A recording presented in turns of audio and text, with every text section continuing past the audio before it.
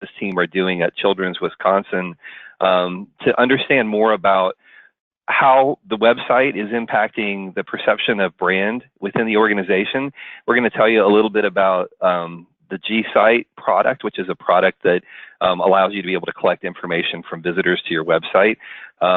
So without any further ado, I'm going to go ahead and actually turn this over to Neil and let him share a little bit about himself, and then we'll jump right into the presentation. So Neil Lincoln, Director of Marketing Operations, it's all yours.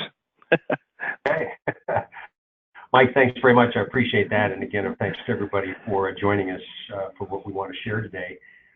Yeah, I'm the Director of Marketing Operations here at Children's, which we have responsibility for our websites, our web development work, all of our marketing work, our referral development work, and we have an advertising and analytics team, and that makes up the group that I lead. So we'll jump right in, and I do want to encourage questions as we go. I always prefer those in context. Makes it a little bit easier to answer them and to understand what you're trying to get at. But I always start by, and of course we tested this beforehand, and my ability to advance the slides is now gone. What could go wrong? Isn't that what we said? Mike, can you try to advance the slide? Yeah, no problem. There we go. So I always start with this guy because I think those of us that have done this kind of work long enough have encountered somebody like this in the organization who, based on their vast knowledge of how websites are used across the enterprise, would declare that what we're doing on the website isn't effective or isn't working. I have the added advantage of working in a pediatric institution where I can look at a guy like this and say, sorry, pal, you're not our target demographic. But besides being snarky, it's always helpful to have actual data or information on how people are using the website, what's working and what's not, to counter somebody like this guy. And Mike, you're going to need to advance them, I'm afraid. I no longer have control. Okay, no problem. Yeah, so if you would do me the honors. Yeah. Thank you. So no presentation would be complete without what I call the obligatory but useful quotes. Mike, if you'll show us the first one. From a guy by the name of Jacob Nielsen. If you're not familiar with who Jacob Nielsen is, you should be. He's probably the father of website usability. You know, as he puts it here, if a website is difficult to use, people leave. And that's simply the case. We've seen it over and over again. The next quote is from somebody I know a little too well. That would be me. That nobody goes to a hospital or health system website for fun. You know, full disclosure, Mike, I think I actually stole that one from you. But it's true. It's true. It is true. That particularly in our industry, nobody's going to your website just because they want to or because it's fun. They go there because they have to. Thus, it's even more important that it work well. And the last one, also from me, it's my presentation. I can do two quotes if I want to. That, you know, when I was asked when we were rebuilding the website some years ago, when will it be done? My answer was never, because the website is never done. We're constantly evolving, or at least we should be. And to do that based on what we're learning about how people are actually using the site is the right approach to take on that. So enough of the obligatory quotes. Mike, if you jump to the next slide, our goals for today to recognize the value and importance of collecting customer feedback. Hopefully you kind of get that. That's why you're taking the time to join us today, but we'll show some examples and identify ways that you can leverage that feedback into actionable items. And I think most interestingly, at least to me, is to demonstrate the effectiveness of how sometimes very simple changes can have a really major impact on how people use the website and how they receive your organization as a result. So hopefully you'll agree when all is said and done, we've met those goals. So the way we do it here is three different ways. We watch, we listen, and we ask. And we'll show you examples of each, both of how we do this stuff and what we've gotten out of it in some specific examples. But I want to underscore, and Mike and Laura know this all too well, I'm a major geek when it comes to stuff. I can never get enough information from the users of the website. So I'm always looking for ways to do this. So please don't feel like the only way to be successful is to do all of what I'm about to show you. I think it would be great if you did. But even if there's just bits and pieces you see that could be useful for you, hopefully you'll glean some benefits out of it. So to the next slide, what to watch for. I mean, bottom line, Mike, if you show that the first line, you're looking for things that aren't working like they should. I mean, I'm sure you're all looking at your website metrics from time to time. You need to go past basic things like volume and whatnot. And gee, I wish I could advance these slides. Go ahead, Mike. Yeah, sorry. Yeah, no, it's okay. And it's for everybody's benefit. We did test this right before the webinar, and it was all working just fine. Yeah. The next point that I think is really worth pointing out, that sometimes just consistent tracking of the same thing over time can find issues that you might not have otherwise identified. And my favorite example of this is an organization I worked at some years ago, actually got blacklisted by Google for a while. When you get blacklisted by Google, they don't exactly pick up the phone and call you and say, hey, Mr. Webmaster, sorry to bother you today, but we're blacklisting you. Have a nice day. You know, they just don't do that. It happens and you have no idea it happens unless you notice it. But if you're tracking consistently the traffic that you're getting from organic search, this is how we found out we were blacklisted. And when you see it falls completely off the table, you know you've got an issue on your hands. So it's certainly worth looking at.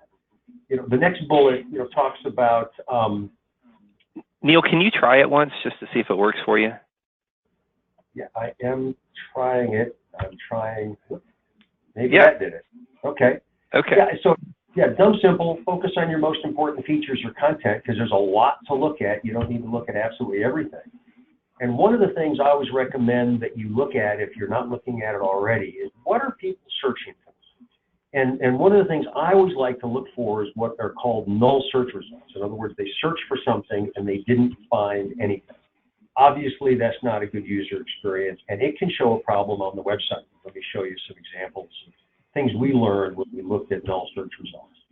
Here's a great example if you pay close attention to this. If you know much about the Wisconsin geography, you know that Madison, which this is a search result for, is about 90 minutes to the west of Milwaukee. There happens to be another children's hospital in Madison, probably our leading competitor in the space.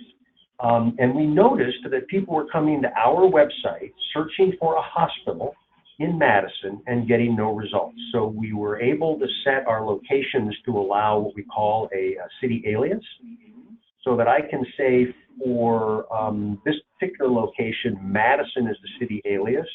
So if somebody searches for Madison, they get a result. I get it. It's not a hospital in Madison. That's not really what they were looking for. But hey, they're on our website. We're going to show them the closest hospital to what they were looking for, and that happens to be in Milwaukee. Here's another example of a site search. It's a tad small, but if you're able to read it and you can spell, you know that's not how you spell prescriptions.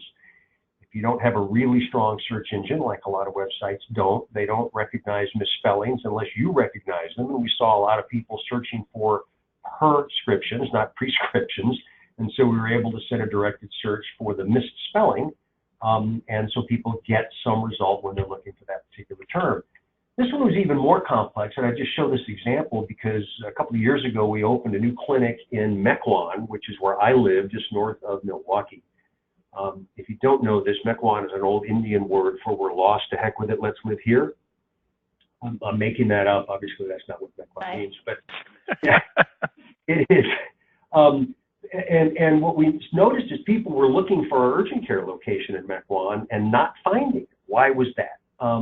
Because Mequon has 2 zip codes, and what we learned the hard way, our vendor never told us they set it up this way. We never would have figured this out without seeing something like this, is that the zip code radius search only works on our site if it has a point of reference already on the website in that zip code.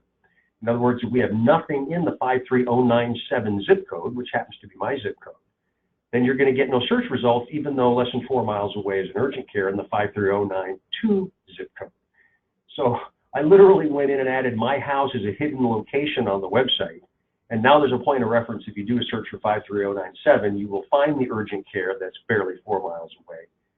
Something dumb about the website we had no idea, learned the hard way, never would have found it out if we weren't looking for things like null search results. Form completions is a critical thing for you to be looking at as well. You wouldn't have forms on your website if they weren't important for people to fill out for you. And obviously, if you've got a form page where the visits to the page itself far outnumber the thank you page, you've got an issue, right? People are abandoning your form or they're not filling it out at all. And so what you see down below is a screenshot from the tool we use. We happen to use Hotjar. And when we apply it to a form, it'll show what field people are dropping off the form from. And again, the best example I can share on this is some time ago. What we had on the site at that time is our online donation form. We saw a pretty decent drop-off rate. People were starting the form but not completing it. So we added the Hotjar tool to it, and what we found was there was a specific field that was causing a significant amount of drop-offs. In a minute, I'll share with you what that field is so you'll understand how hard it would have been for us to simply discern that that was the problem. Because when we simply removed that field from the form, we saw a 25% improvement in the form completion rate, which I think you'll all agree is pretty significant, particularly when you're taking donations. So what was that field? It was the opportunity to direct your donation to a particular specialty or area of the hospital. It was an optional field. One of the options was area of greatest need, in which case you didn't need to choose, and it was one of the last fields on the form. What on earth about that would cause people to change their mind about making a donation and drop off the form entirely? I have no idea. I don't think I'll ever figure that one out. Simple fact of the matter is, without, again, a tool that watches how things are working like this one, I don't think we ever would have figured that out, and we were able to significantly increase the donation rate on that form. Watching is also useful when debating potential changes, including using that Hotjar tool. If you did a search on our website, you'd notice that on the search results page, there's the ability to filter on the left-hand side. There was some debate as to whether that was necessary. In mobile, that's at the very top of the screen, which pushes the search results down a ways. So the argument was, let's just get rid of that. If people want to search again, they'll hit the back button. By using this and some other tools, we're able to verify, nope, actually people are filtering their search results fairly regularly. Let's not get rid of that. But again, we had data to back up what we were talking about. So it turned out to be a very useful tool. So when it comes to listening, what are you listening for? Well, I mean, kind of obviously you're looking for trends and things like contact us, emails. We have an online chat feature on our website that's always pretty interesting. And what we saw was a number of people coming in through that, asking for how do they access medical records. And so based on all that, we made sure it was in the drop down under patient family experience at the top of the page. We made sure search results for medical records showed up at the very top in highlighted gray. And when we redid the home page, if you pick patient or family member, one of the options in there is to get medical records. We probably get 6 to 10 chats a day on the website. I can't remember the last one asking for how do I get medical records. I'd like to think adding them the way we did here helped in that regard. But again, it's just an example of how we listened to what people were asking about and telling us and made changes on the website as a result. Asking is the hardest, but probably the most important thing that you can do to get information on how people are using your website. And we'll talk about 3 different ways that we do. We have a user group. We do usability testing on a regular basis, and we'll talk more about the GSite survey that Mike referenced at the beginning. You know, our user group is something I've done, you know, forever in this business. It's very quick and easy. It's very informal. Our current user group is about 150 people who have volunteered to share input with us when asked. We try to use them once, maybe twice a month. No more than that. They're very short and simple. The participants are not paid, although we will frequently offer to pick one respondent at random to get an Amazon gift card, maybe $50 or something like that. We've used it for, you see the kinds of things that we've done with it. We've often used it for like a disaster check on a new ad campaign, just to get a quick view of things and make sure we're not missing something that those of us too close to it might have missed. We once asked if people understood the difference between primary care and specialty care. We use those terms around here all the time. We found out that it was about 50-50, which was enough for us to try to avoid using those terms on a regular basis. So it's a pretty quick and simple tool. Anybody can do this, and we found it to be very, very useful. Usability testing, again, if you're not doing this, I recommend you try it. There are some online tools that you can use for it. I'm a little old school in this respect, in that I like to be there while the participant is going through it. If you're not familiar with usability testing, you know, it's just a dozen or so tasks you're asking people to complete on the website, so you can identify where they're running into trouble. Maybe some of them are really easy and you can nail that one. I suggest you target your audiences, which is kind of dumb simple too. We have an annual CME event where we do usability testing with referring providers, specifically on that section of the website. And otherwise, we try to bring in folks from the outside. Jacob Nielsen is the one that has said many times that 6 to 8 is plenty. You don't have to do 20 of these. You will find your learning curve starts to level off pretty quickly. And I always feel that the less people know about your site, the better. I mean, you know, the worst website in the world is highly intuitive if you use it enough, right? And you don't want that to be your website. When we do the testing with referring providers, we start by inviting those who are coming from the farthest away. The theory being maybe they haven't seen our website. We did some usability testing when I was at Aurora Healthcare years ago, where we specifically invited seniors, which is a fascinating experience. We'll talk a little bit more about that. Just a dumb example of the last round, not the last round, the round before that we were doing usability testing. One of the tasks was to see if they could figure out how to contact us and ask questions. Over time, people had gotten to us, because a lot of these contact us submittals on our website, at least, go directly to the source. Like if you've got a billing question, I never see that. It goes right to the billing team. That, hey, we're getting a lot of questions on X. Can you add something at the top that says, if you have questions about this, go here? Which made sense. And so we started doing that. And we did it enough that we eventually pushed the form down below the fold. And so usability testing highlighted that for us, that people were missing the fact that there was even a form on the page. And so we went back and thinned some of that back out and saw an increase in the number of contact us sent. My favorite example of a dumb thing that you learn through usability testing goes back to that example I shared at Aurora Healthcare when we were doing it with seniors. That was a long time ago, folks. That was like 2002. You want to talk about interesting, we were having to show some of these folks how to use a mouse. They really hadn't navigated a website before. So you want somebody great to test your website. They were super. One of the tasks, though, was you're having a problem with your foot. See if you can find a doctor who could help you. And the first two participants never even looked at the drop down of specialties in the Find a Doctor tool.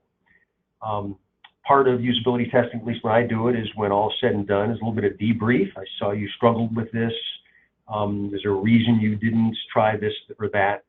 And both of the first two participants said essentially the same thing, that they'd never thought of looking under specialties because, as they put it, I don't need a specialist, I just need a foot doctor.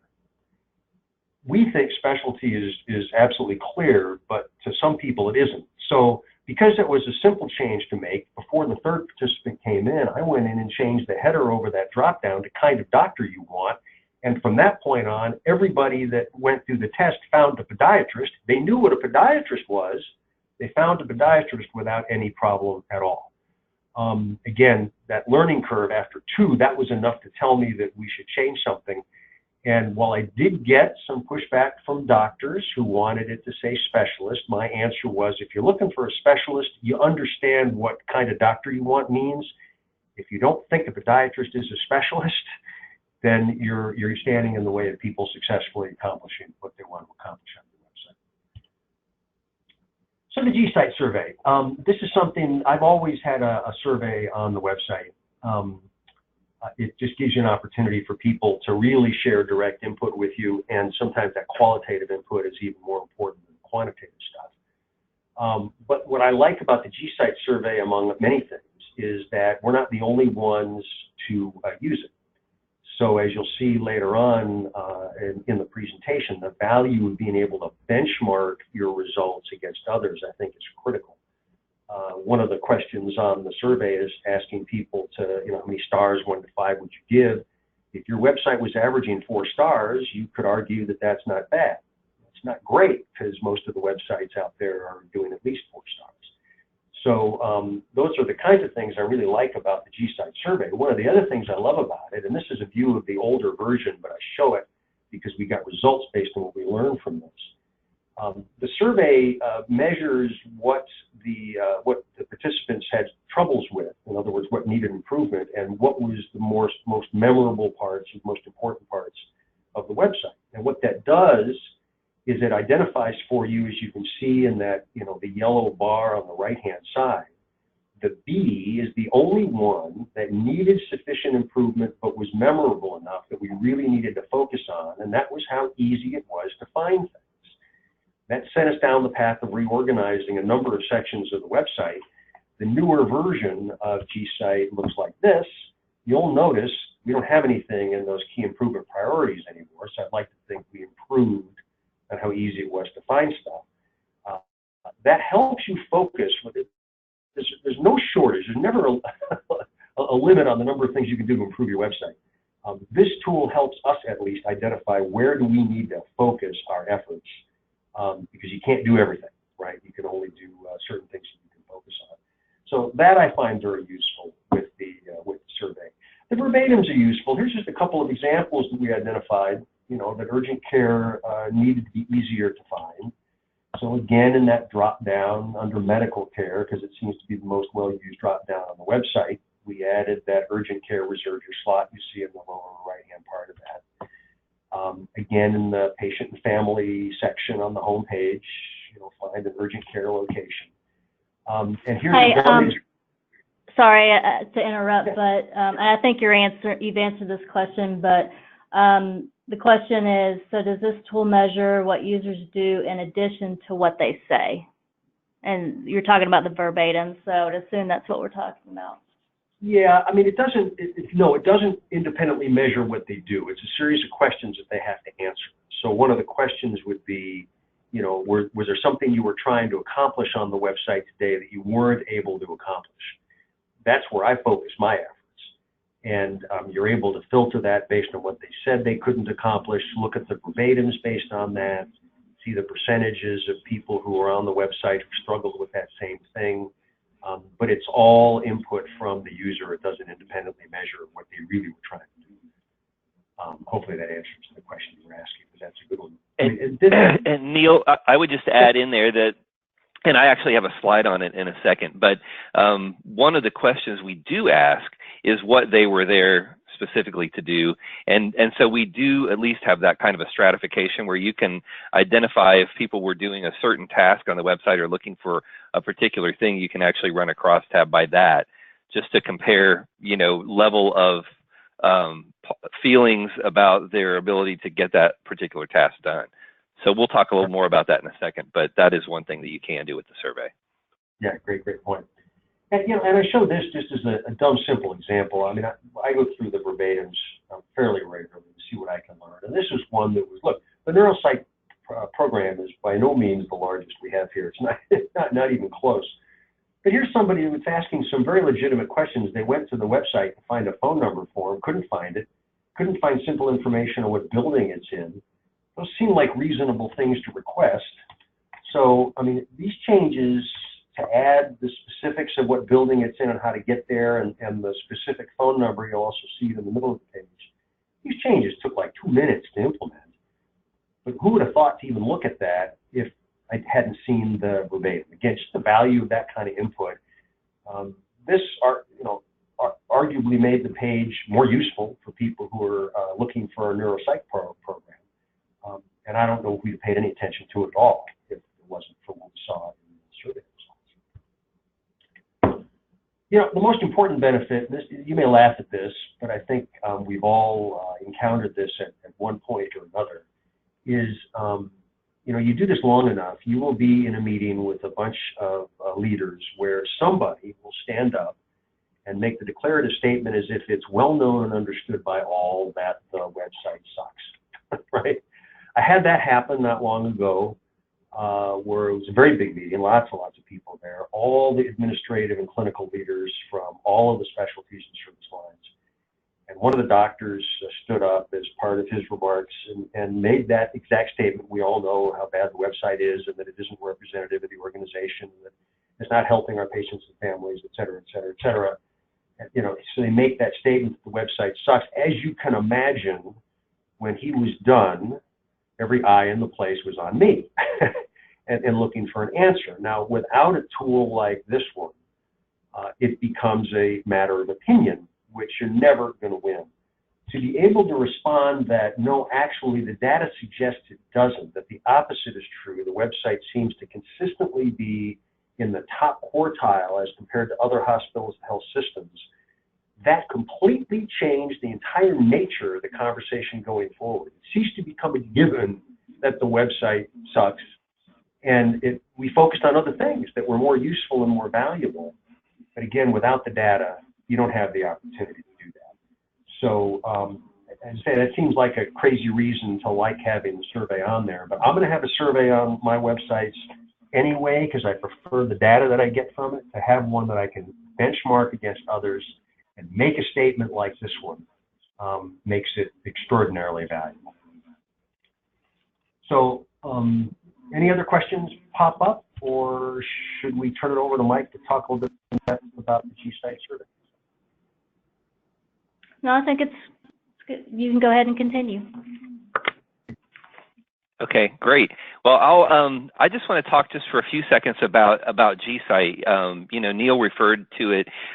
He uses a lot of different methodologies and tools to collect data, and as you heard from his story, and you can probably tell, you know, the data geek aspect of Neil and his team is something that drives a lot of questions and curiosity about what's working and what's not working, and he and his team are always looking for every opportunity to be able to answer some of those questions and learn as much as they can. So to do that, you've got to have a lot of different things, I would say a lot of different tools in your quiver, so to speak, to allow you to collect that information.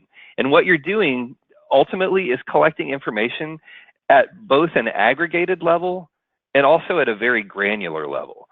And one of the things that at Greystone that happened, you know, in the course of all this that kind of talked us into or led us down the path of creating a tool like gSight is that through our experience with the Healthcare Internet Conference and all of the clients that we work with, we constantly had senior leadership asking questions about, well, what kind of impact does the website actually have on our patients' perception of our organization?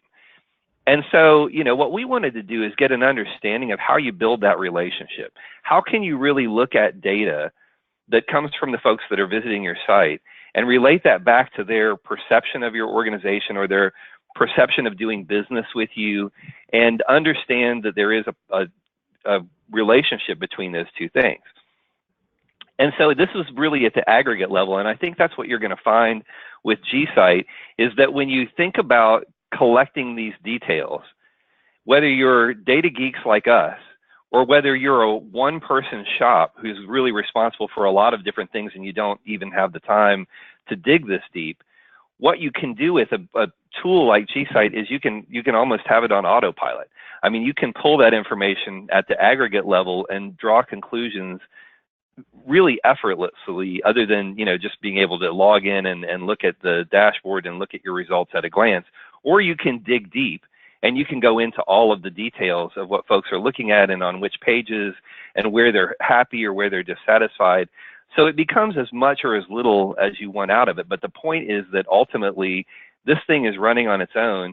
You're autopilot collecting information, and on a regular basis, you're looking for those red flags or yellow flags that can give you a tipping point to say this is having a big impact on the user experience, and then thereby their perception of what's going on our website, or I mean within this organization. So hang on one second here because I'm regaining control. One of the things we like to think about is when you think about your website and you're asking those questions, it's a lot like remodeling your home. You know, you don't often look at your house and think, I think we just need to tear the whole thing down and start from scratch, but it's usually there's a little thing here, a little thing there that needs to be done. And your website is the same thing. You know, rarely these days do we say, okay, it's time for redesign, and then we tear the whole thing down and then we restart again. What we do is we're constantly making tweaks as time goes on. Your website is never finished.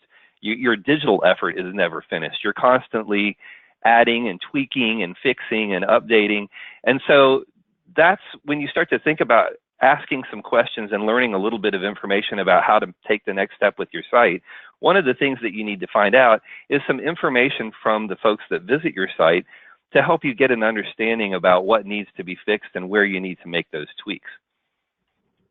And so that's why we really created gSight. It's got 4 aspects to it, the product does. In the ask aspect of all of this, that's really where we collect the survey data. And that's the primary thing that we'll talk about over the next few minutes when we look at gSight. But what Neil kind of alluded to is that next bubble below it, which is the observe. And that's where you can take some of that aggregated data and understand where there are some, let's say, negative user experiences from the information that you're collecting. And you can actually observe what's happening when someone visits your site and goes about their business to conduct one of those tasks that's giving you some negative feedback. So that's where you can use something like Hotjar or other tools like that to be able to actually observe what's going on. And then the bottom bubble is listen, and that's where, you know, as a part of all of this, you can conduct focus groups. And again, you don't have to do all of this through the gSight tool, but the point is that there's a continuum of collecting information, and the continuum starts with collecting aggregated data at the top. And then as you start to look at granular issues, you can get into those granular issues by applying other tools for example, under Observe in Hotjar, or under Listen when you're starting to do some usability testing. So, and then ultimately, you know, the thing that kind of completes this cycle is in gSight, what you also have are people like Greystone and other experts that are a part of this product that can help you with answers to questions. You may be perfectly capable of looking at the data, analyzing your problem, and making the fix all by yourself. But if you're not, or if you're leaning on someone else to get some information or bounce ideas off of, you've also always got our team to kind of help you do that too, and give you examples of what other organizations have gone through, and maybe give you some other insights on the data. So that entire continuum gives you a set of tools that allows you to deal with things, again, at both the aggregated level and then also at the granular level. Essentially, and you know, not to make this all sound too complicated, essentially gSight is really a tool that pops up on your hospital or healthcare system website and allows your visitors to answer questions about their website experience. And one thing that we know is not all visitors are created equal when they come to your site. As Neil pointed out, and as we've said tons and tons of times over the years, people don't wake up in the morning and say, hey, I wonder what's going on at Children's today. Some people might, but not very many. Most people have a child that is sick. You know, most of the time, this is a very serious situation. It's not fun and games. They're not there to look at a beautiful picture of what's happening in Wisconsin today. They're there because their child has cancer or a heart disease or some sort of an issue, and they're looking for an answer to a question. And so your job is to get them to that answer, and to do it in a way that is not confusing or difficult or irritating, or that gets them to a page that then leads them to make a phone call or something like that. You want to get them to a result so they can answer that question. And as you can see from this chart, and I know this is kind of a complicated page, but one of the questions we ask is, what was the reason that you came to the website today? What is your primary reason?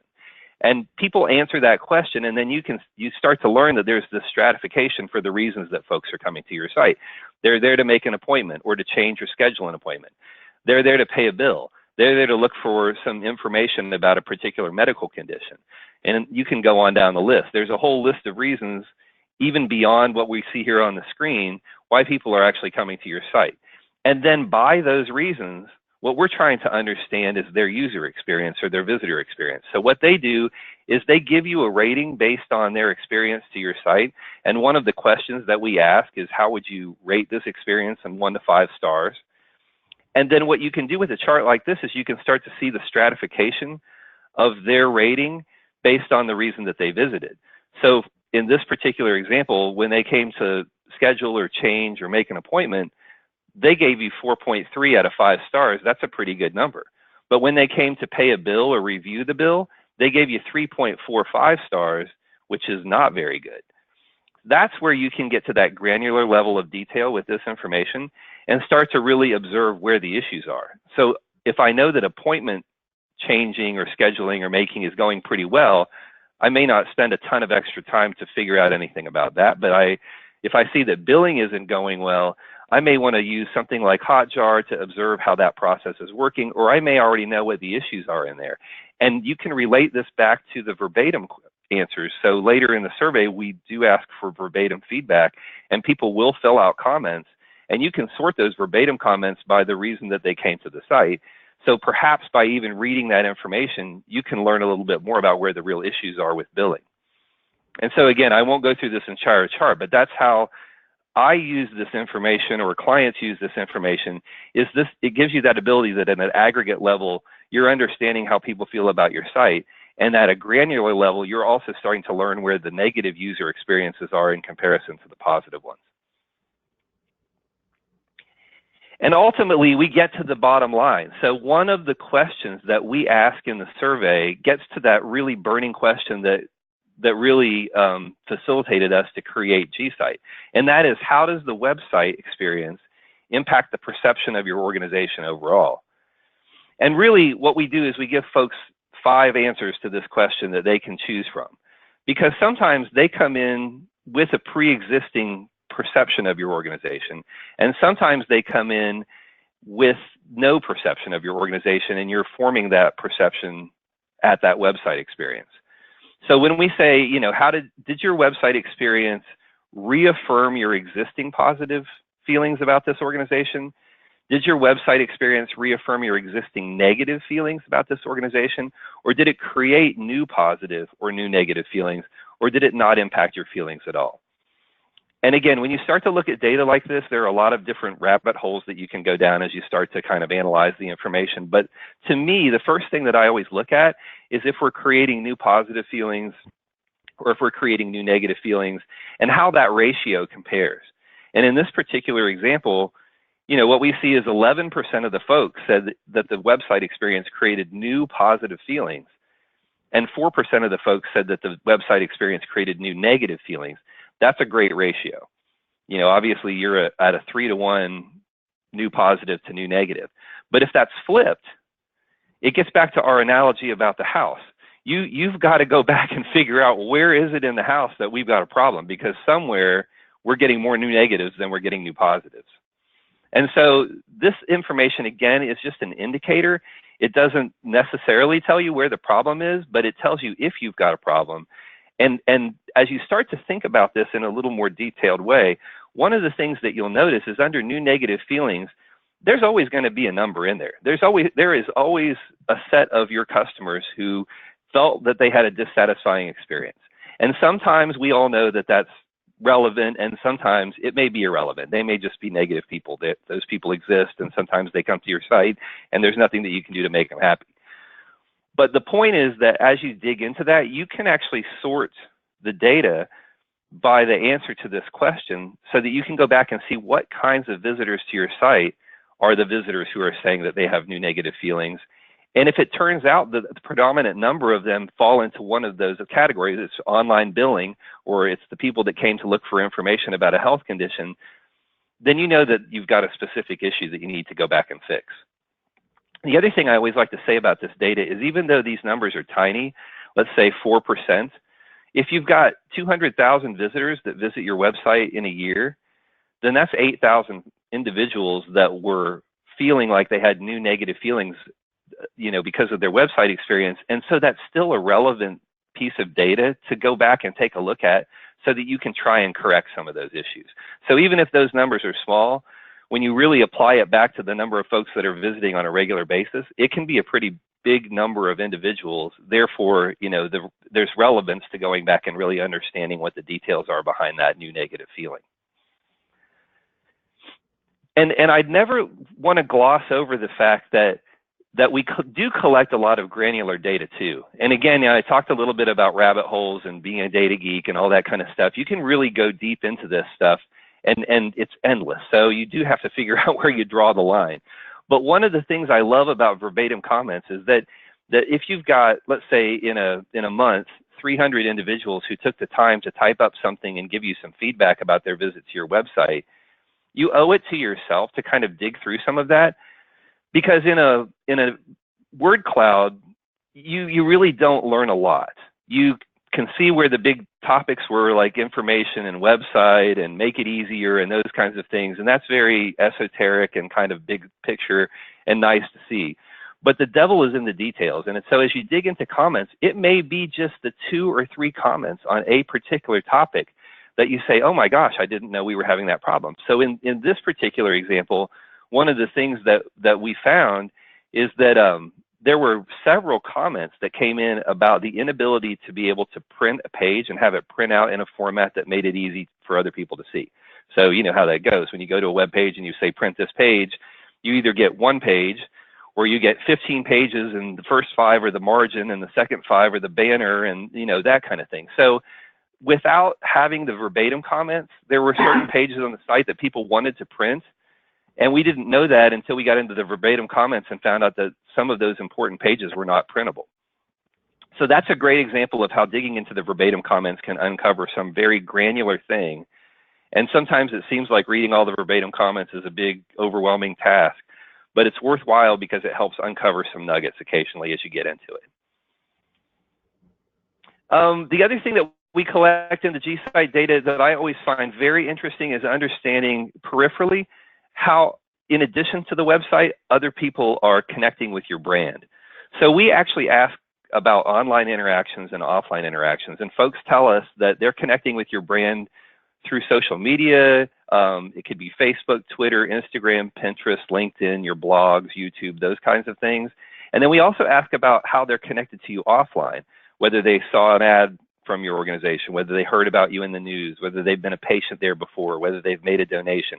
And again, it gets back to understanding the relationship between the individual who's filling out the survey and your organization. And as you start to take a look at this, you again can start to realize where you really are making a big brand impact and where your online and offline interactions are having the most impact on the individuals that are out there answering the survey. All of this data gets collected, and it's contained in a dashboard that you have access to when you use gSight. So at the very high level, you can, at any point in time, pull up your information and see what your star ratings are, what your net promoter score is, whether the website is creating new positive or new negative feelings, and you can look at it in that aggregated way. But we've also created a way that if you're data geeks like us, you can create your own tables, you can export them to Excel, you can integrate it with other pieces of information that you're using. You can go in and resort the table. So in this particular example, you can see that we selected only certain time periods. We selected only certain reasons for visiting the website. We selected that we wanted to see stat testing at the 90% level. So you can get that granular as you start to dig into this data, so you can really go in and dig into it if that's the kind of thing that you like to do.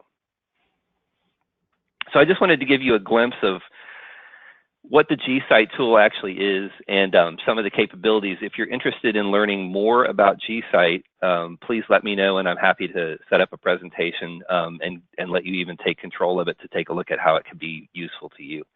And with that, I'm going to turn it back over to Neil. And Neil, hopefully I just gave you control of the slide again. Okay, great. No, I appreciate it. And thanks for the summary of gSight.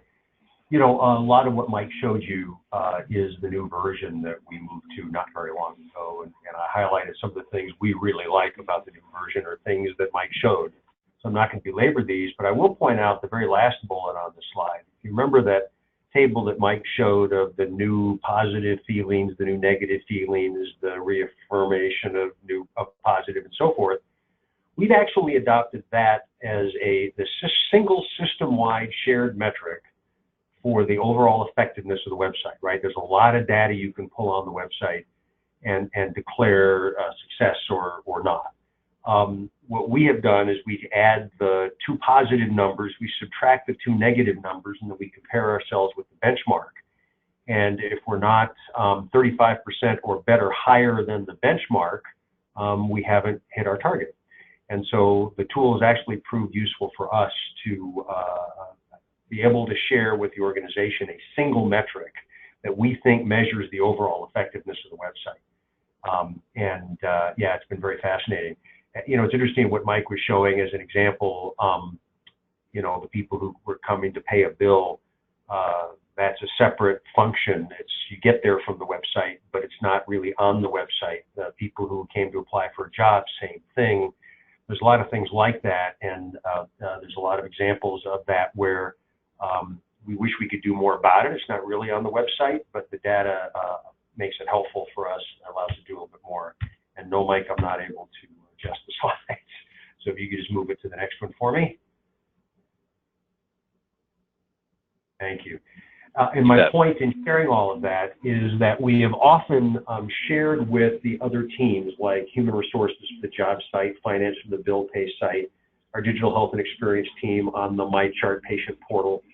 Now that we've got data that we can report out of the tool, we have a seat at the table with those folks to be able to work with them to help improve their tool, which in the end improves the overall experience of patients and families on the website. It's a bit of a fine line to say that they're not on the website when they're in MyChart, but from a user perspective, it's all the same thing. And until we were able to come to the table with here's the percentage of people who came to the website who struggled to do something using your tool, we had a hard time getting their attention. Now we don't have that issue. If you noticed, one of the areas on one of the slides Mike showed that isn't doing as well as it should is those medical record requests. And in doing a little bit of digging in the data, what became apparent is that they weren't having a hard time finding how to get medical records. They were struggling with the process of getting medical records. And that's information we're now sharing with our HIM team to see, is there anything we can do to make it easier for people to get medical records? Now, these are issues that are beyond the website, but the data we're getting from what we're observing on the website through this tool and other means is helping us get to where we need to be on all of the online things, not just the website itself. And Mike, if you'll advance it one more time. So just to wrap up, sometimes I say it all comes together, right? You're watching, you're listening, and you're asking. We thought we had an issue for a while on our patients and visitors section, which, as you can imagine, is kind of an important section of the entire website. Strange click paths, very high page views, high time on site. A lot of people would think those are good things, but in point of fact, you're coming to that section, you're trying to learn something, you're trying to get a piece of information, and if people are clicking all over the place and spending a lot of time, it looks like they're struggling. And we knew that because we got a lot of contact us emails, a lot of the chats came through asking for information that was findable in that section, but apparently not easy to find. And so we included those kinds of tasks in our usability tests that year. Lo and behold, people struggled with it mightily. We completely reorganized that section. It bears no resemblance to what we had out there before. And we don't get nearly the volume of inquiries when we include the tasks on usability tests. People are typically able to find what they're looking for. And overall page views and time on site in that section are down significantly, which to me is a measure of improved efficiency. That section of the website is working better for people. But that was a big effort to redo that entire section. Lots of stakeholders, lots of time involved. You don't tackle something like that unless you've got a pretty clear picture across the board that you've got issues. And in our case, it was a little bit of everything that told us we had issues and forced us to dedicate the time and resources to make it better. And I think in the end, we made it a lot better. Mike, one more slide, if you don't mind. So key lessons learned today, I think you kind of owe it to yourself and your organization to find some way to get the voice of your users on your website. You've got to hear from them. I mean, I joked at the beginning that old guy is not our target demographic. Fortunately, this is a webinar and not a webcam. Otherwise, you'd say the same thing about me. I'm not the target demographic for our website. All the more reason we have to get the voice of the actual users out there. One more, Mike. And again, some combination of watch, listen, and ask will work for any staff size or budget. I started doing this stuff when there was just 2 of us managing the entire website plus the intranet. Certainly not the scope of what we're doing today when we have a larger team, but there's elements here that'll work for you. And last one, I believe, right, your website doesn't suck, but probably could be better. Our website doesn't suck. I know for a fact it could be better, and we're using this data every day to try to make it so. And with that, appreciate again your time and attention. Any final questions? Hi, Neil. Thanks. guys, you did a great job. We do have a question, a follow-up. You just mentioned it about resources. What type of resources do you need to commit to, gSight and all of that? Right. Well, just gSight specifically, it's not a ton. I mean, our developers will tell you it's fairly straightforward. Script on in the header of the page that allows the survey to pop up regardless of where somebody comes in. As Mike pointed out, it's always there, it's always on. You can access the data whenever you need it, which means there's not an everyday kind of requirement. For some of this other stuff, some of it's just being observant, which doesn't take a lot of extra time. Like if you're kind of paying attention to the contact us emails you're getting, that can often be enough. If you're looking at your data anyway, which I sure hope you're doing at some level, looking at it a little bit more deeply with some of these other things in mind doesn't take a ton of time. I will say usability testing takes a fair amount of time. That's pretty time intensive to do.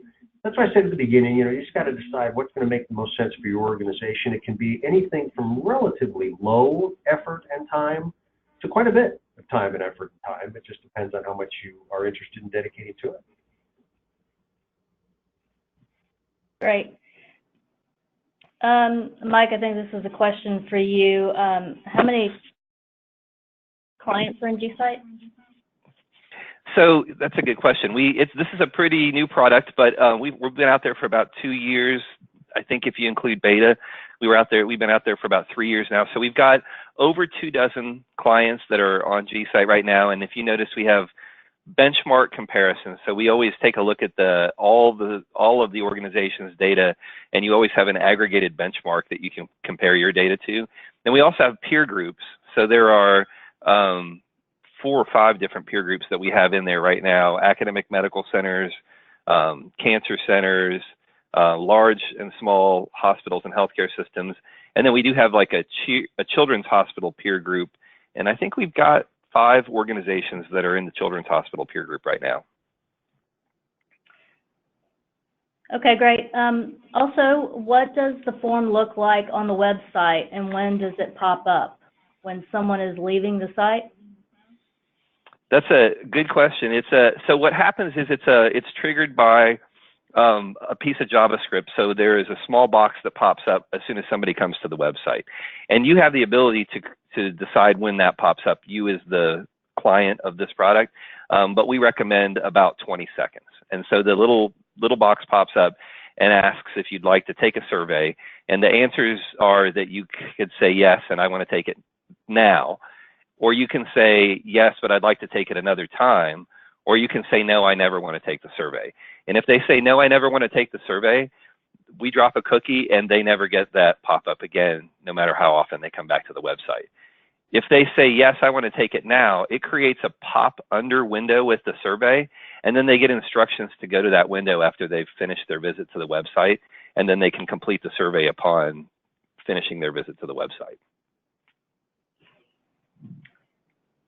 Another question, what is the opt-in rate for users taking the survey? Another really good question. So we're in the 1 to 2% range, closer to 1%. I can't remember the exact number. It's something like 1.31, but we actually really look at that deeply. And first of all, in comparison to other online surveys, we're still at a really high acceptance and completion rate. So compared to normal surveys that you might find on a restaurant website or an auto mechanic website or something like that, this is still a pretty high adoption rate or completion rate. And the other thing that we're constantly doing is tweaking little things in the way that the survey pops up and the questions that we ask and those kinds of things to hopefully ensure better completion rates. So we've got a couple things we're rolling out actually in the last quarter of this year that we think might increase that hit rate a little bit more. And for whatever it's worth, we average a little over 100 replies a month, which is a decent number, I think. Yeah. Okay. There's a question, can you assign the pop-up to show up on specific pages? Yes. So what we actually recommend is that this pop-up appear on as many pages on your website as you want. So that way it pops up when people come into the middle of the site. Neil, maybe you can speak to how you guys rolled that out. Yeah, we thought about that, talked about it, and felt that it didn't matter how somebody got to the website. We wanted at least the opportunity to display the survey. So it's in the header on ours, so it shows up potentially on every page. But we did talk about whether we wanted to isolate it to specific sections.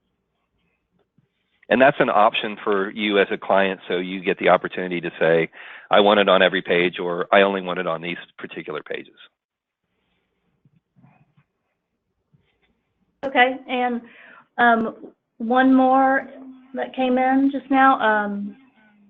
How many, oh, I'm sorry. Oh, let me read this. Sorry about that. It says,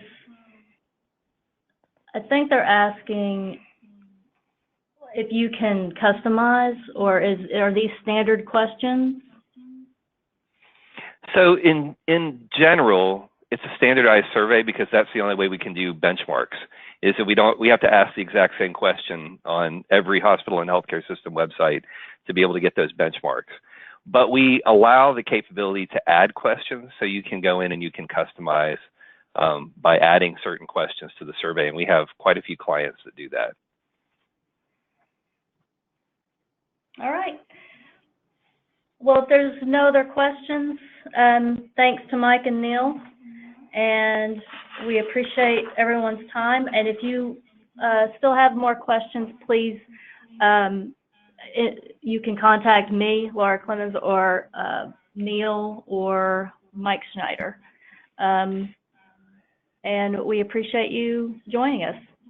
Yeah, and Laura, I would just say one more thing. We do have these slides, and so I think that they'll be available on our website, and the slides also have our contact information in them. So if you don't already have contact information for Neil and myself, the slides have that information as well.